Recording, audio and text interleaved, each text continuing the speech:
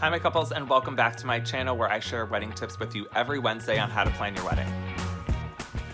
So today we're going to be talking about how to pick your wedding officiant, but also stay tuned to the end of the video because I'm also going to give you guys another tip for those couples who are having to postpone their weddings due to the coronavirus. Alright, so today we are going to talk about how to pick your officiant. So it always goes back to that one question that I always ask you guys. Who are you as a couple? Are you religious? Are you not religious? Are you going to get married in a church, synagogue, temple? Are you getting married on property at the venue that you have selected? So those are things that are going to come into play in this conversation. So if you are getting married in your family church, synagogue, temple, your officiant is probably already provided for you. It's probably the priest. I'm always going to go back to Catholic. Sorry guys, I'm Irish Catholic. Hey. It is probably the same priest who did your confirmation, first communion, all of that stuff. If you're Jewish, then maybe the same rabbi who did your bat or bar mitzvah. You just have a relationship with that person. They've been a part of your family traditions and whatnot. So that's probably who's going to marry you. All right, guys. So if you don't have someone in mind who can perform your ceremony for you, you can still have the judge, priest, rabbi. Just because you don't have that connection to that person doesn't mean that they won't perform a ceremony for you. There are some contingencies though. And again, I'm going to go back to Catholic. So for instance, the Catholic religion wants you to get married in the church. Understandable. However, sometimes that doesn't always work out with your plans. For instance, my sister, her ceremony was going to be at her venue reception, but again, we're Irish Catholic, so we wanted to have the Catholic ceremony. We had to write a letter to the diocese to get permission for the priest to actually leave the property to come and perform the ceremony. And I've actually just had to do that with another couple as well. There are strict rules to follow that if you are having a Catholic ceremony off property, which not at a church, then you can't have any food or drink in the ceremony space. It has to be separate. So there's just a little tidbit for you guys if you guys are Catholic and thinking about having the ceremony not at a church. If you are a blended couple, and when I say blended couple, I mean that you're coming basically from two different religions. Maybe you are Catholic and your partner's Jewish, and you are going to do a joint ceremony. So those two officiants, I recommend getting them both in one space together to have a meeting and talk about what you guys overall want for your ceremony. And what they are going to provide for the ceremony as well, just so everyone's on the same page. I can't tell you how many times I've had a rehearsal the night before a wedding, and it's awkward because this person over here thinks they're, head chief in charge, and this person over here thinks they're head chief in charge, and they're both trying to accomplish the same thing, but they just haven't talked before, and they're working out details that really should have been worked out way before the night before your wedding. All right, so we're also going to talk about having a family member or friend officiate your wedding.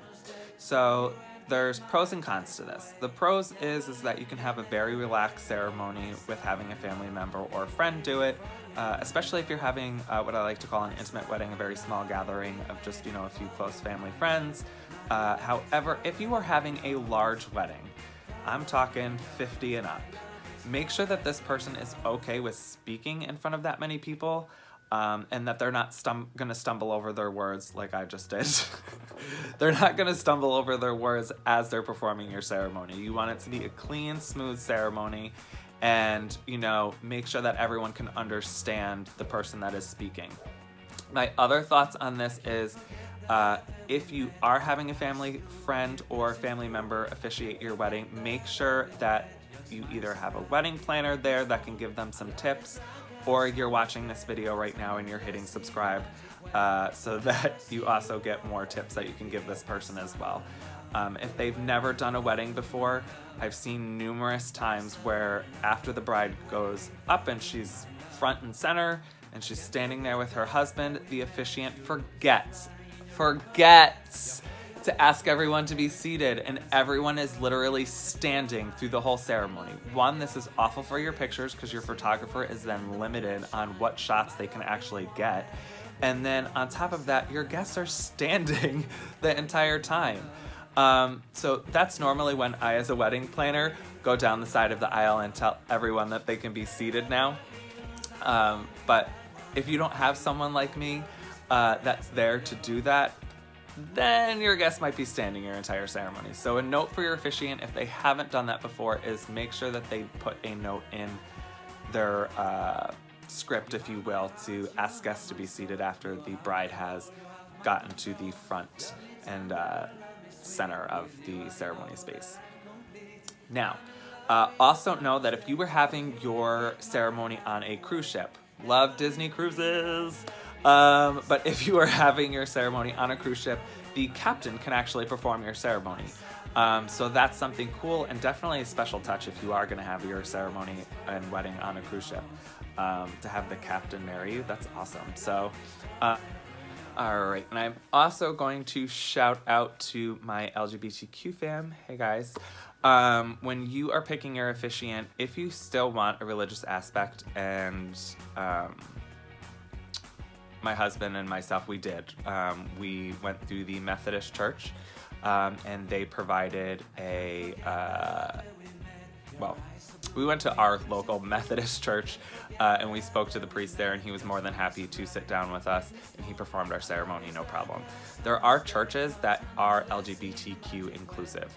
So you can go to your local Pride Center and ask them, or go to the local Pride Center's website.